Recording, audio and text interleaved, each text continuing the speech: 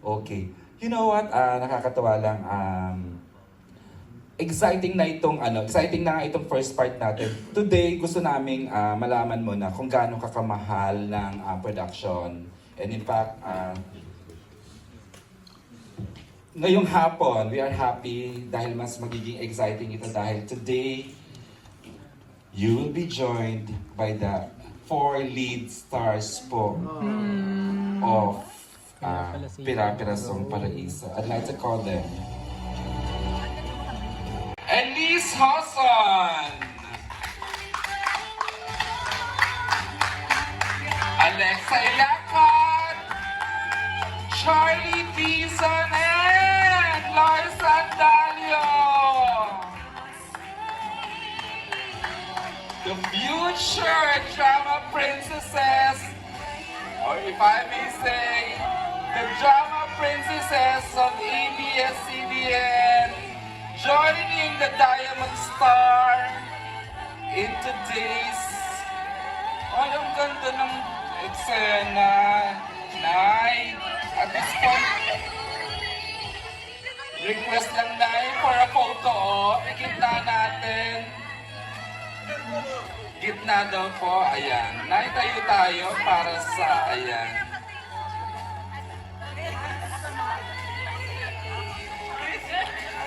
Pasok, Regine Velasquez. In theme song.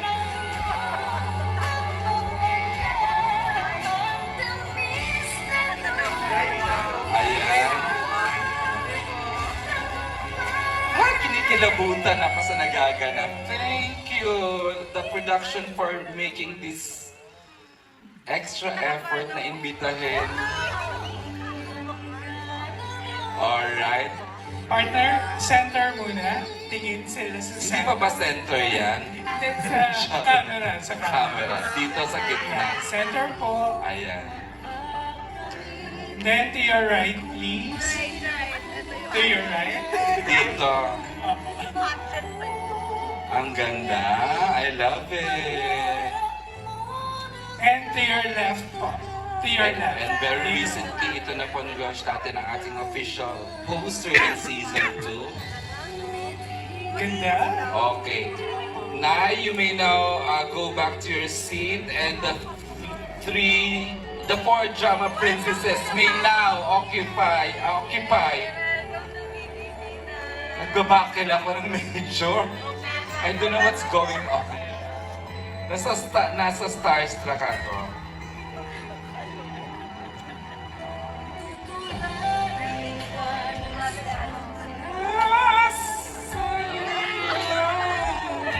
Nay, please, we'd like to hear this time from... Diyos ko, Hillary, ano ba nangyayari naman? Elise Hoson! Hello! Greet everyone! Magandang hapon, everybody. Ay, gabi na ba? Sorry. Galing po kasi kami taping. Hindi na namin alam kung anong oras na. Ayun, hello everybody, and thank you for being here with us. And Inay! Correct. Hello po. Thank you, Elise. And of course, Alexa Ilacad. At yan, my God. Hi, Ang hi husay. everyone! Maraming salamat po sa pagpunta nyo ngayong hapon or gabi. Ayan. Thank you, Inay, for your presence, of course. Yung activate ko lang ulit ng TikTok ko, nag 1.5 million views yung vlog na 4 sila. Unbelievable. Grabe, in 24 hours, nag 1.2 siya sa TikTok ko. Makakala mo naman. And of course, Charlie Dizon! Hello, magandang hapon po sa inyong lahat, and thank you po at binigyan nyo kami ng time today. And of course, welcome Inay sa PPP. Masaya po kami nangyari to. Ako mismo na, happy ako seeing you, pero ngayon nasa starstruck ako sa inyong 4 plus Inay pa. At itong, my God, Loisa Andalio. Loisa, grabe ka the past days. Abugbog baby! I know. Abugbog! Oo, yun na talaga. talaga. Yun po, magandang gabi po sa inyong lahat. Maraming salamat po dahil nandito po kayo ngayong gabi para i-welcome po natin si Inay sa Pira-Pirasong Paraiso. Maraming salamat po, Inay, sa pag-oo na makasama po kami. Isang karangalan po.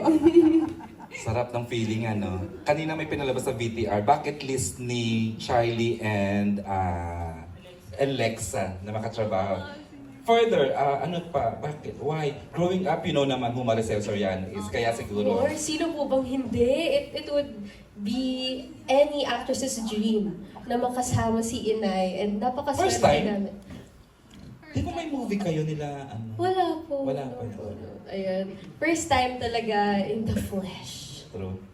Charlie, bucket list mo rin. Nakita ko sa Opo. VTR. Ako, idol ko po talaga si Inay Maria. Yung mga ginawa po niya dati, parang gusto ko pong makagawa ng gano'n na parang bida kontra bida lagi yung mga characters niya. Yung kahit bida siya, parang gray character pa din, gano'n.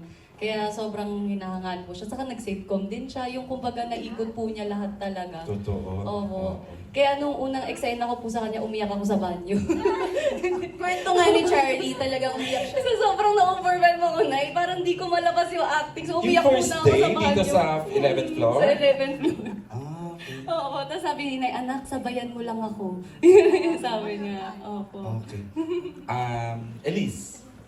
Ako naman po, nung unang araw na nakatrabaho ko si Inay, hinawakan yung kamay ko ni Direk Raymond. Sabi niya, bakit ang lamig ng kamay mo, nak?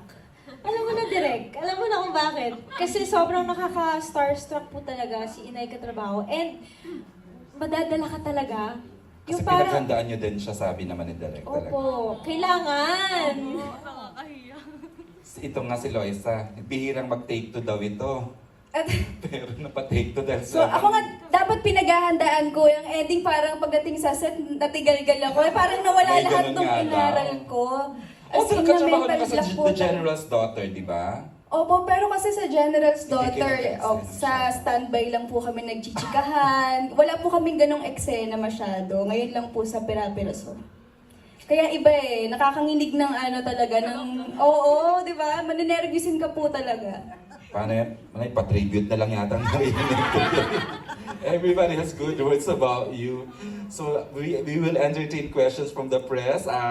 Partner? Yes, who is- partner. Ito, pinaghandaan niya rin ang questions Sino niya. naman Wala iba yan? kundi si MJ Marfori of Oh my God, Fire. Hi, hello! Yes! Kapatid! Yes, kamusta po kayo? Congratulations. Siyempre, nakatrabaho niya na nag-iisang Diamond Star. Hi, ma'am. Hello po. Yung question ko for the 4 girls para sa inyo.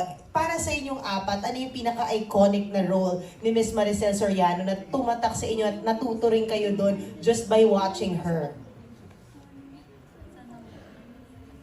Sa sobrang dami po talaga may hirapan. Ngayon nagdidiskunan kami kung anong sayo. Anong sayo. And actually, pinag-uusapan lang po namin to nung huling taping namin, pati yung glam team namin. Hindi yung mga makeup artists, we were talking na sa lahat ng pelikula ni Inay, paglabas mo ng sinhan, may napupulot ka. Aside from the iconic lines, pati yung talagang Walang teri-teri. arte. Yung ganyan, di ba? Yung Yung tipong teri-teri. Sasampalin ng malakas. Hindi, yung pag napanood mo yung pelikula niya, parang mapapaisip ka. Yung parang naguluhan ka din sa napanood mo, pero at the same time, napaisip ka talaga may tinamaan sa'yo. Parang ganon. So, yun siguro yung laging yung tatak ni Inay Maria. Yung parang may power talaga siya, Totoo. lalo sa cinema. Lalo yung mata po Tatak niya. Maricel Soriano. Opo. Audio pa lang eh, di ba? Alam mo siya na. Boses Distinct. pa lang po. True. Talaga.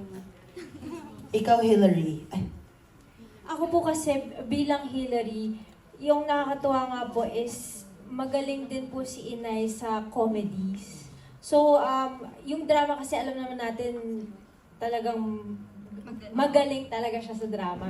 Comedies din po, hanga ako every time na mapapanood ko siya sa mga sitcom niya, sa mga comedy. Kasi dun mo talaga makikita na lahat ng pwedeng ipagawa kay Inay, kayang-kaya po niya. And nakakabilib na, actually comedy is even harder than drama, I think eh. So, yung magawa po niya yung mga comedy stints niya, sobrang nga po talaga.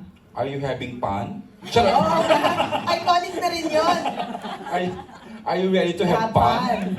Iconic na rin po yun. And of course, for the Diamond Star, may mga words of wisdom na ba kayong naibahagi sa ating apat na girls na talagang they could take with them even after this project? Uy, kahit na late dumating si Miss MJ, hindi pa natatanong yung tanong na yun Thank you. kanina. Actually, Ang galing. nag-ano na ako, scout na ako sa mga tanong nila. Sabi ko, hindi pwedeng umulit yung tanong ko. Come to think of it, no? We'd like to hear from the Diamond Star words of wisdom for the four. Dahil sabi ko sa inyong apat, di ba? Huwag kayong ma-intimidate kahit kanino. Kasi masisira yung acting mo. Yung role nyo, parang makakain yun. Hindi kayo makikita, hindi makikilala, hindi magagampanan yung dapat kong gampanan. Pero alam na nila yung mga iba. Kasi yun naman may kasamang kalatian yun. Ay, bongga po yun. Pakishare na rin po. Mga lipstick na gagamitin, yung mga ganon. At yung mga underwears na gagamitin. So, ano pong lipstick muna yun? Basta, di ba? Saka idadagdag ko nga po, ultimo pagtayo, nag-aano si Inay sa amin. Nag-observe talaga siya sa bawat isa sa amin. Nakakatuwa nga po eh. Parang may Pero ayoko na sabihin kasi yung mga advice na yun, nakakahiya. personal kasi Personal advice. Live streaming. Naku, live Oo, streaming. malalaman nila, pati yung underwear. Na-curious po kami, pero maraming salamat na po sa pag-share noon. How generous. Maraming salamat po. Thank you, kapatid na MJ. Looking so good. Galing ka, bro? Hindi naman.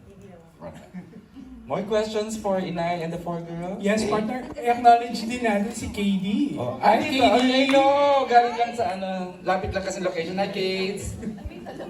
May dalang pagkain. Hello po sa mga nanonood and hello po Inay. So glad to have you po. I don't have any questions po pero thank you. Of course, ang mga Kapamilya Thank you. Kingdom, Kapamilya Online World, Kapamilya, ayan. Yeah. K-Pex, andito rin. Partner, we have a question from Alan Sangkoan of Abante Tonight and Stars Photo. Lan, tayo ka ha for the camera. Ay, nakatayo na pala. Sorry. Good afternoon po, Miss Diamond Star, Maricel. Tanong ko lang po, kasi parang parang isa sa mga iconic po sa inyo at pag tinatanong namin yung mga artista kung sino yung gustong masampal kayo ng artista, kayo po yung laging sinasabi nila. Tanong ko lang po sa inyo personally, ano po bang meron sa sampal nyo? Bakit gusto Hindi ko nila nga na sampal? Kasi galing daw sa likod. Yung kamay ko. Ah.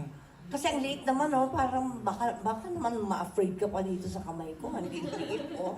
Kasi may staff kami.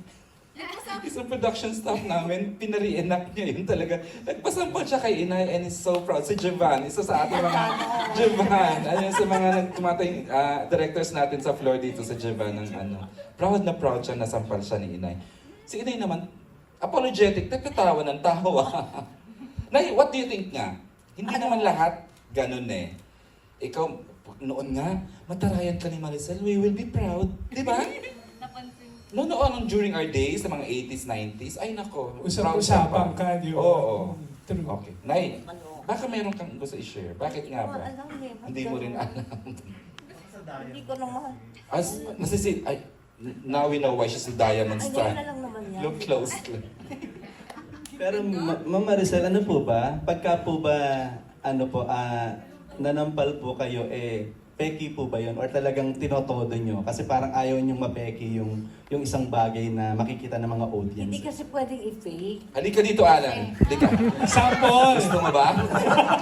Kulit eh. Sige. Pwedeng i-fake kasi yun yung kasama sa eksena. Si Vice nga dumugo yung gums niya eh. Nung nasampal ko. Oh, itong liit. Yung tatlong character niya. Deadly. Si Inay.